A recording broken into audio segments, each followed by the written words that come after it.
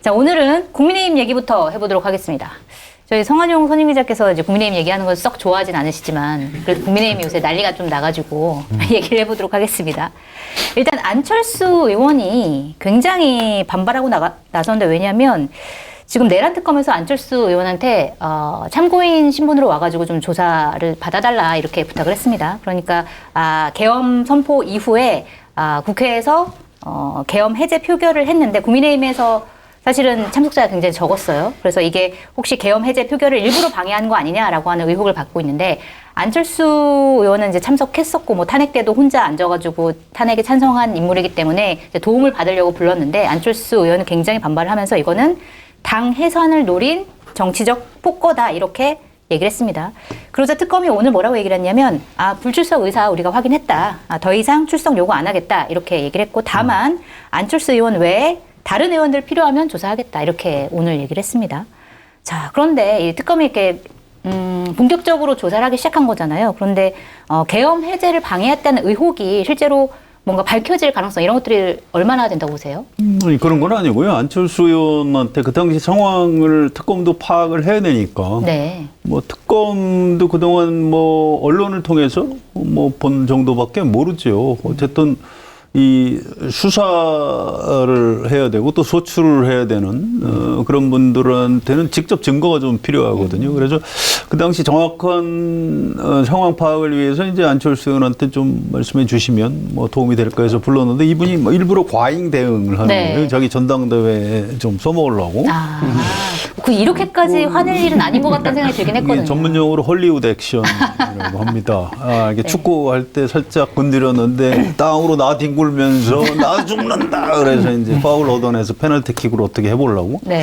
너무 속이 보여요. 특검도 그걸 아니까 그럼 관두세요. 그냥 뭐 지금 이러고 넘어가는 장면입니다. 네. 그래서 이걸 가지고 무슨 특검이 국민의힘이 뭐 계엄 해제를 방해하려고 했다. 이 수사 목표가 거기 있는 거는 저는 아니라고 봐요. 네. 당시 상황 파악을 위해서 했는데 안철수 의원의 헐리우드 액션에 불과하다. 이렇게 보고 있습니다. 알겠습니다.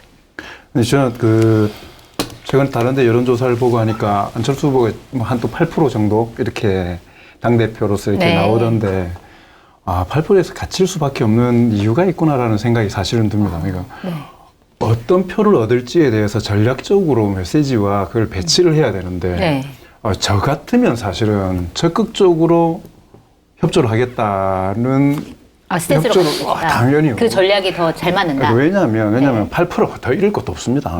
게다가 그러면은 윤석열 전 대통령을 보호하려고 하는 당원들이나 지지자들의 표가 안철수 후보에게 가느냐 안 갈 거거든요. 네, 어차피. 그리고 지금 당의 내부의 사정이라는 게 뭐 약간 아까 말씀하셨던 것처럼 헐리우드 액션을 해가지고 이쪽 표가 이럴 상황이 아니거든요. 그럼 정확하게 자기 스탠스를 가지고 실제로 당에 좀 해소해야 될 구악들을 쳐내는데 일조하기 위해서 어떤 칼이든 저게 독배라도 마시겠다라는 비장함을 사실은 오히려 보여주는 것이 저는 안철수 후보 개인을 위해서 아주 좋았을 거라고 생각이 들고 거기에서 물꼬가 터지기 시작하면은 국힘 내 또 다른 변화의 이 촉발점이 될 수 있을 거라고 생각하는데 또 그 생각이 든 거 아닙니까? 배신자 프레임 빠지면 어떻게 하지? 아무리 그렇더라도 저쪽에 동의해도 되냐? 그건 지금 가장 보편적인 국민들 정서를 전혀 이해하지 못한 거기 때문에 또 결국은 또 그냥 저 정도로 가시는구나 이런 생각이 사실은 들었습니다. 박지원 특검 보니까 이런 반응이 있을 거라고 특검 쪽은 상상도 못했다라는 거 아닙니까? 좀 약간 좀 어이가 없다 이런 거였으니까. 오늘 특검 얘기하는 거 들어보니까 이전에 안철수 의원이 특검 조사 받을 수도 있다 뭐 이런 식으로 얘기를 했었다라는 얘기까지 하더라고요. 그래서 특검에서도 이런 반응은 전혀 예상도 못한 거는 맞는 것 같습니다. 뭐 예상 외의 반응을 하는 거는 장기가 좀 있으신 것 같아요. 근데 예상대로 가야 되는 경로들이 있는데 이번에 또 저는 약간 좀 튀는 선택을 해버리셔서 이건 플러스가 되지는 않을 것 같다는 생각은 듭니다. 전략 미스다. 네. 알겠습니다.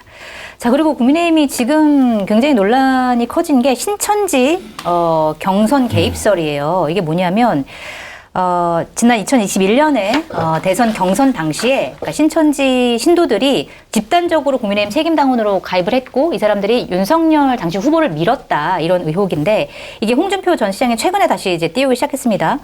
그러면서 홍준표 전 시장이 왜 신천지 신도들이 윤석열 후보를 당시 밀었냐면 윤석열 후보가 검찰총장 시절에 신천지 압수수색을 2번이나 막아줘서 그 은혜를 갚기 위해서 신천지가 이렇게 움직인 것이다라고 주장을 한 거고 국민의힘에서는 뭐 근거 없다 이렇게 얘기를 했는데 그러니까 또 홍준표 전 시장이 어제 페이스북에 또 글을 올렸습니다. 뭐라고 올렸냐면 정당이 일부 종교 집단 교주에 의해 좌지우지 된다면 그것은 정당이 아니라 사이비 종교 집단에 불과하다. 신천지에 노란하고 전광훈에게 노란하고 통일교에 노란하고 틀튜버에게 노란하고 내가 30년 봉직한 그 당이 이 지경이 되다니 분하고 원통하다.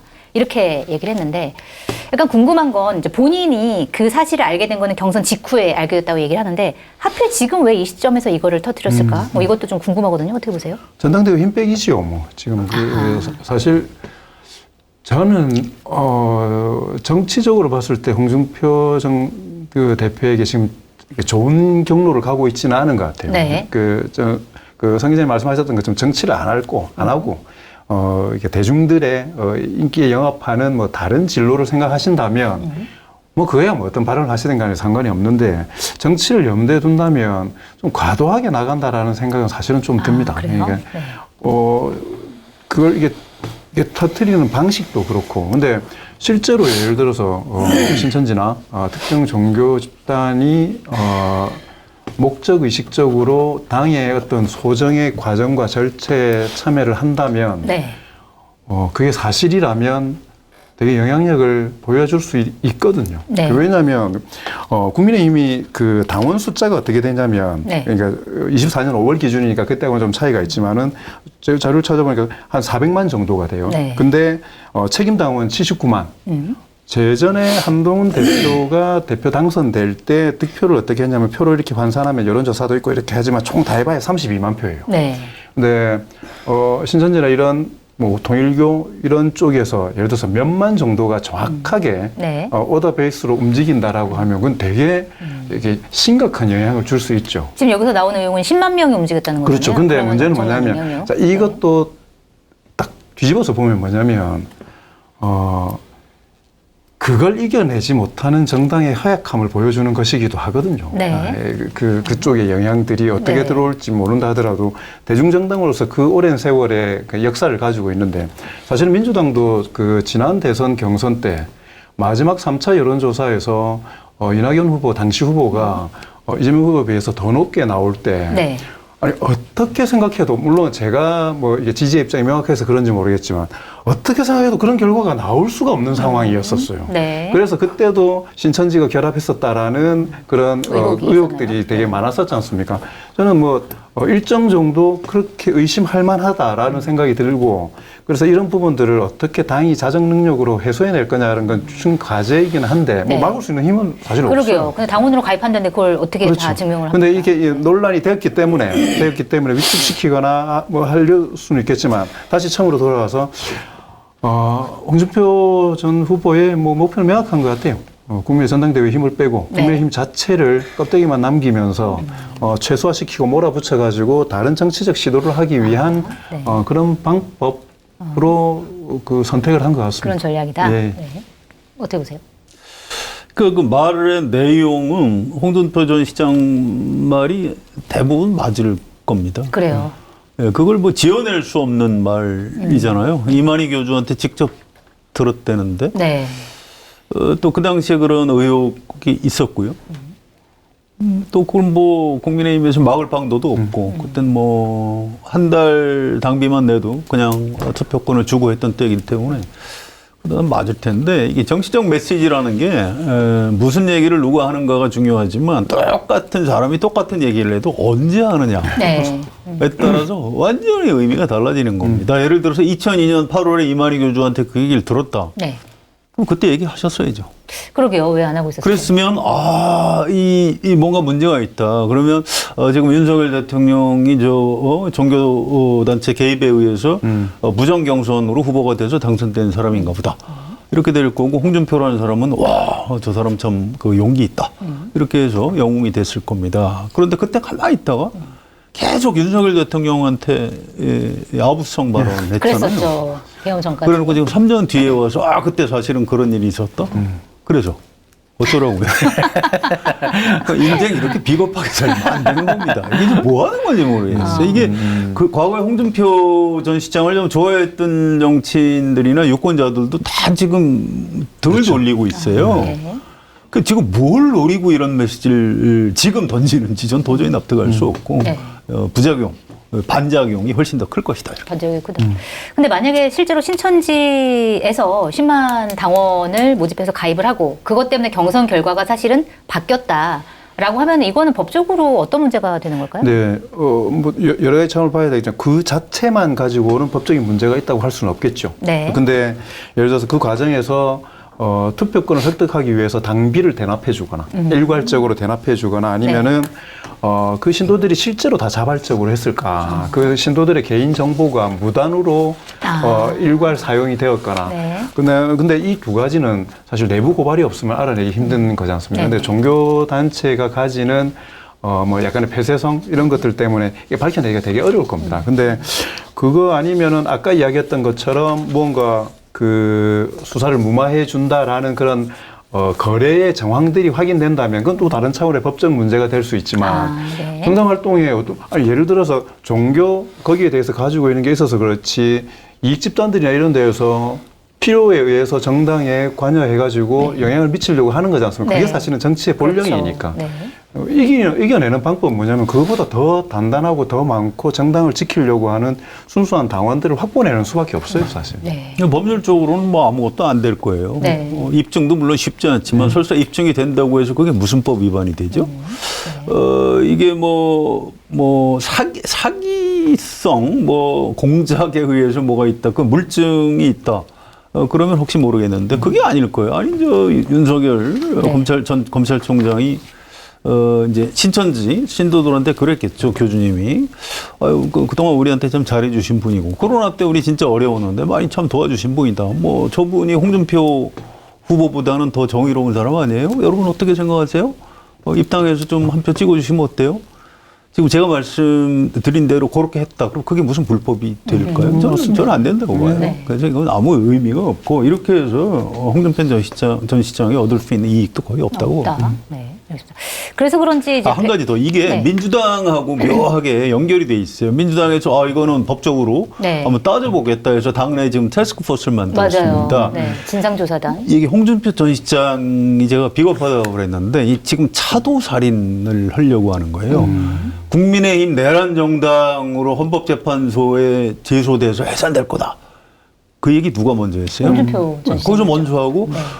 민주당에서도 지금 맞아 지금 위원 정당으로 해산시켜야 된다고 그렇게 하잖아요.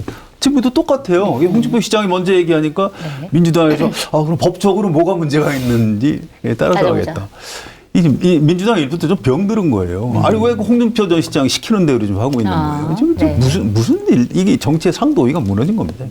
민주당도 굳이 그렇게까지 할 필요는 없다. 그것도 네. 남의 당에서 따라갈 그렇게 내분 일으키면 이 당분간 좀 이렇게 지켜봐야죠. 그걸 법률적인 거를 왜 민주당에서 따지고 있습니까? 잘못된 겁니다. 네, 알겠습니다. 지금 배현진 국민의힘 의원 같은 경우는 사실은 홍준표 키즈로 불렸었거든요. 처음에 이제 정치 입문한 것도 홍준표 당시 의원이 이제 데려온 거고. 그런데 이번 사태에 놓고 이렇게 저격을 했습니다. 배현진 의원이 뭐라고 얘기를 했냐면 내 차례가 올까 하는 흑심에 알면서도 몇 년간 입국닷 해놓고 이제 와서 폭로 비방에 열올리는 노회한 영혼의 비굴한 소리들을 국민들이 혀를 차며 지켜보고 있다. 자, 요 배현진 의원의 의견을 어떻게 보세요? 제가 배현진 의원 별로 좋아하는 캐릭터는 아니지만 이 말이 맞는 거 아니에요? 딱 맞는 말이다. 맞잖아요. 네. 그래서 이게 윤석열 홍준표 관계도 그렇고 모든 정치인들 관계가 아마 다 그럴지도 모르겠어요. 그 영화 타짜 유명한 대사 있죠. 이 도박관에는 영원한 친구도 영원한 적도 없다.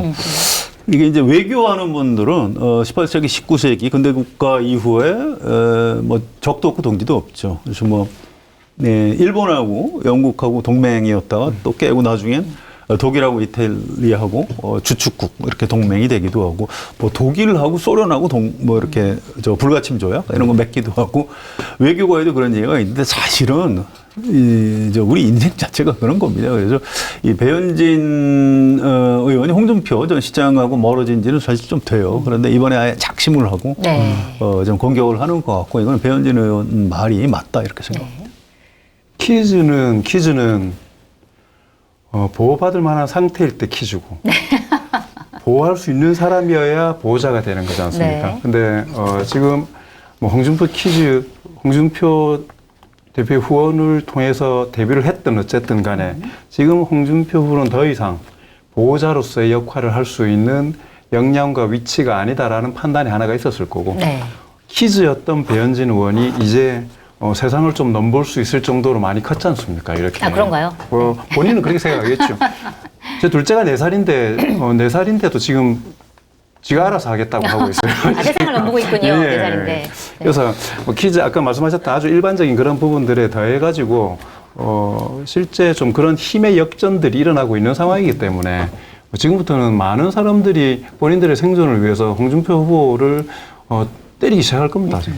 이 한동훈 전 대표하고 장동혁 네. 의원도 원래 같은 편이었거든요. 맞아요. 근데 갈라져서 지금 누구보다도 심하게 장동혁 의원이 공격하고 있고요.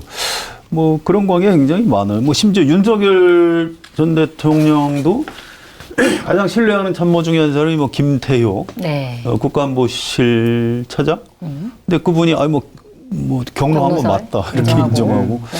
뭐 조태용 전 국정원장 이분도 경로한 거 맞다 네. 이렇게 얘기를 하고. 지금 그러고 있죠. 또 가장 윤상현 의원도 맞아요. 뭐 사실 내 전화 받았다. 이제 지금 이러고 있는 겁니다. 그래서 확실히 영원한 동지는 없다. 영원한 적은 적은 잘 모르겠어요. 네. 그래서 전 뜨끔뜨끔합니다. 우리 셋이 지금은 친구 같지. 언제 내가 뒤통수를 저희는 맞을지. 도원결의를 여기서 한잔 하실까요? 우리도 배신하지 않는다. 잘 좀 부탁드립니다. 퀴즈들이 많이 큰 거죠, 지금은.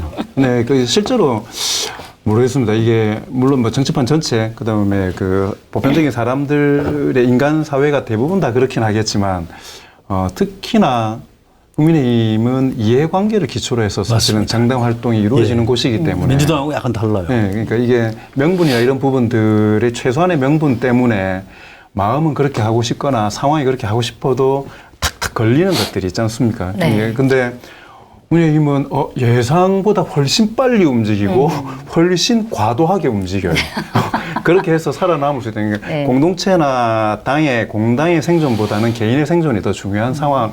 그리고 그 이해관계에 맞물리지 않으면 누구하고도 손 뗄 수 있고 누구하고도 합칠 수 있는 거니까. 네. 뭐 그걸 정치의 본령이다. 저는 그렇게 생각 안 합니다. 그러니까 그건 국민의힘식 정치의 본령인 거고 그렇게 하면 안 되죠. 네. 지금 그렇게 하고 있는 대표적인 인물이 또 한 명, 아까 말씀하신 네. 장동혁 의원인데, 이제 친한계로 활동을 하다가 정말 180도 돌아서가지고 지금은 완전한 반탄파로 돌아섰고, 심지어 이제 이렇게 얘기도 했습니다.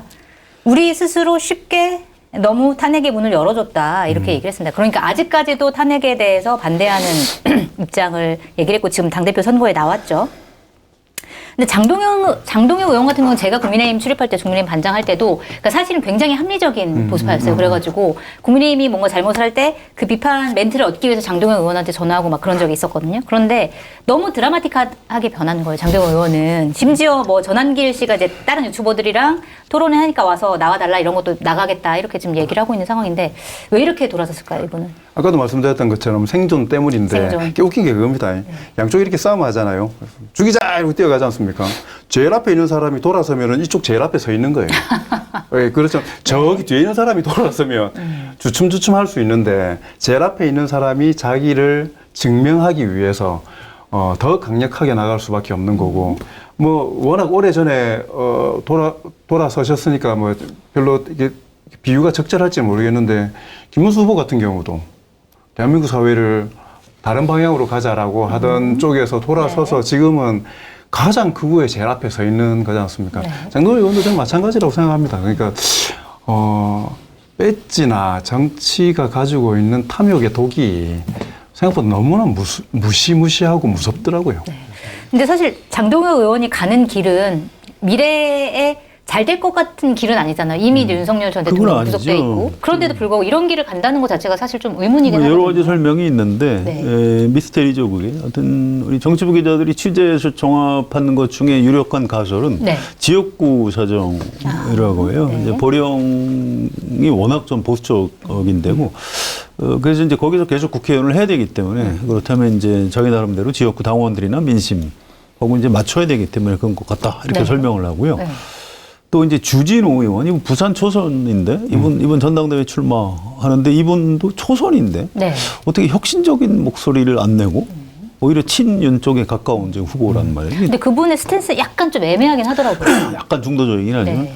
어쨌든 이게 비극이에요. 장동혁 의원이 지금 재선이죠. 그다음에 주진우 의원 초선. 초재선이면 소장파고 당연히 그러면 좀 개혁적인 목소리를 내야 되는데 맞아요. 반대예요. 이분들이 더 좀 이렇게 극우에 가까운 목소리를 내고. 그래서 이 국민의힘의 그 굉장히 좀 비극이다. 근데 주진우 의원은 윤석열 대통령의 법률 비서관인가를 했을 네. 겁니다. 그래서 뭔가 나중에 저희가 이제 특검의 수사 대상이 될 경우에 대비해서 이번 전당대회에 출마하는 것 같다. 네. 이런 얘기들을 하고 있는데 아까 장관님 말씀하신 대로 좀 아쉽죠. 이런 정치인들이 이런 식으로 정치에서 과연 얼마나 성공할 수 있을까요? 얼마나 갈 수 있을까요? 다음 총선 당선 될 수 있을까요? 저는 그러게요. 쉽지 않다고 봅니다.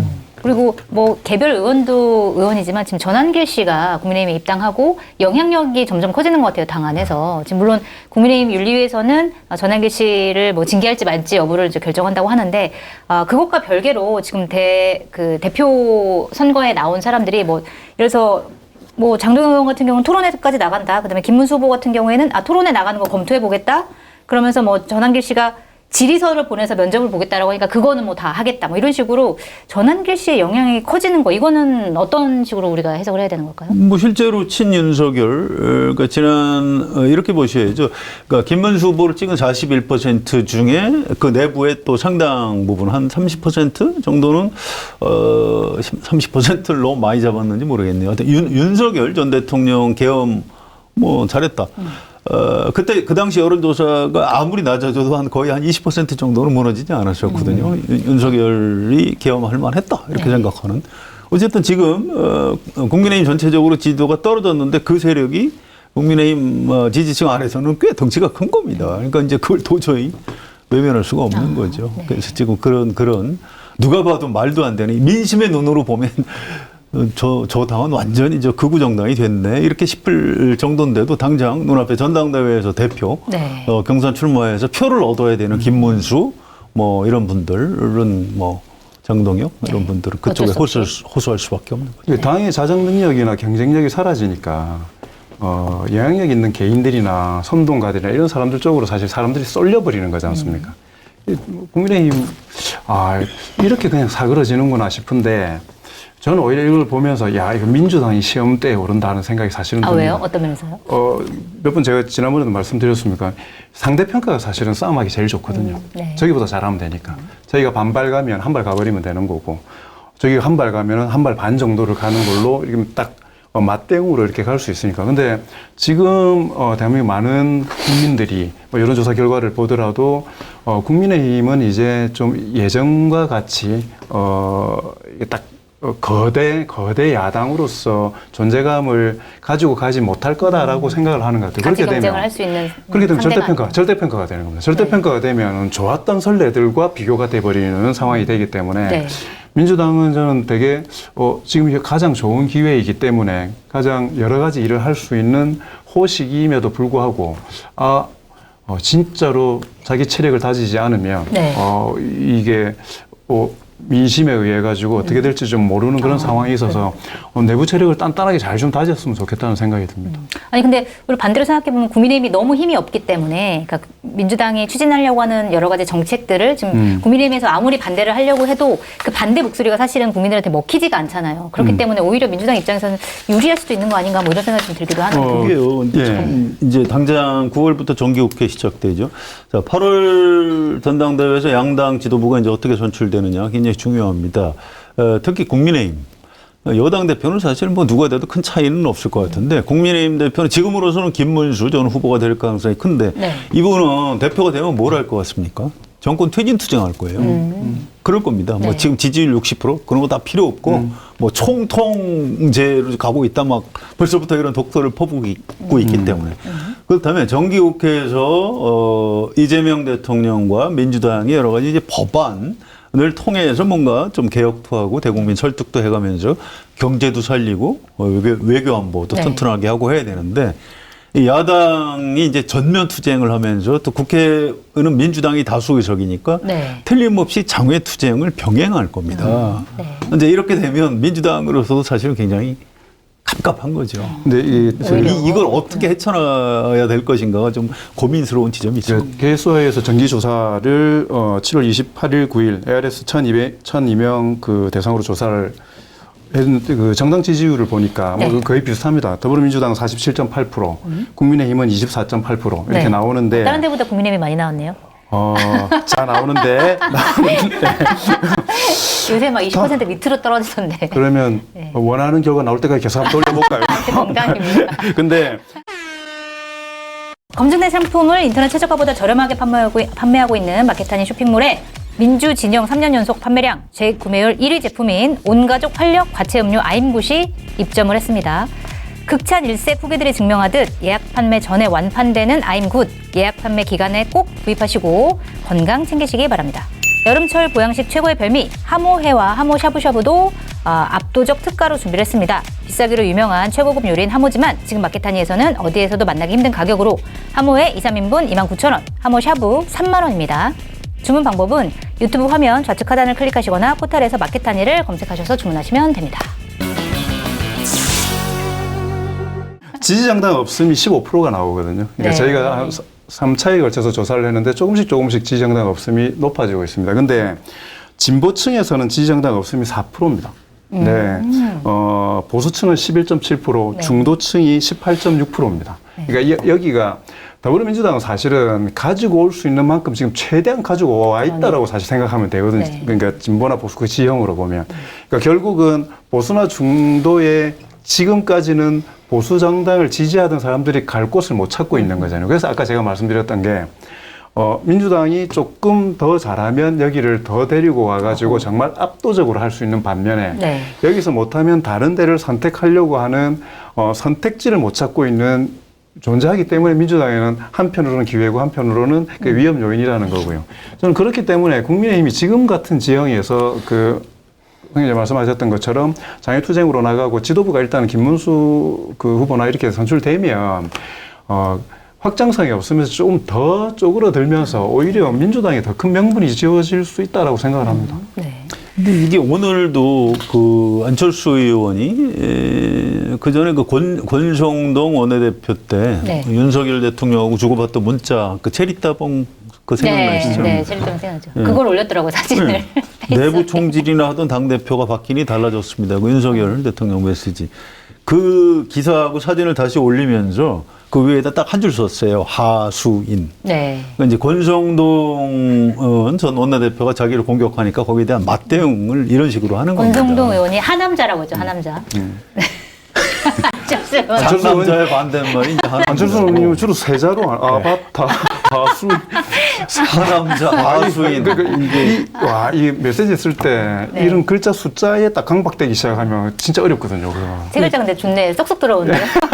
하여튼 제가 그래서 네. 국민의힘 얘기 좀 하지 말자고 말씀드립니다. 이게 앞으로도 진짜 먹불인견 장면이 많이 벌어질 겁니다. 네. 그 너무 그 관심 두지 마시고 그냥 알겠습니다. 버려두는 게 국민의힘을 좀 도와드리는 그래서 겨우 피해가려고 민주당이 위기일 수 있다라고 이야기를 한 겁니다. 알겠습니다. 그런데 생각보다 재밌어요.